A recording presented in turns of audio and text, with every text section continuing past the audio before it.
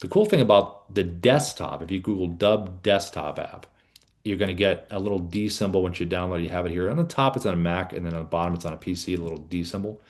And then you have this little menu here where it does a number of things.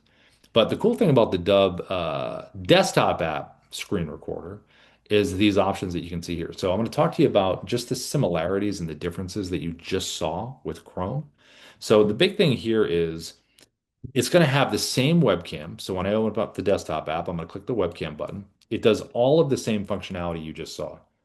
Virtual background, different sizes, shapes, does all the same stuff. It also has an annotation tool, does all the same annotations. The only difference is the annotations don't stay sticky. They're going to move with you. So when you're using the desktop app, show the annotations, delete them, and then move on. And then the teleprompter is a little different as well. Teleprompter has a different option. So this one you can move around like the Chrome like we did, right?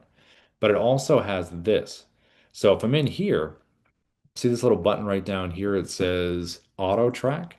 That is voice recognition. So when I read this script, it's going to go at my own pace. Now, if you want the scroll version, you don't want to do voice recognition. You want just to scroll. You like the momentum better, like the other ones. All you have to do is click that button, close it, and now you'll notice it changed to a scroll speed like this.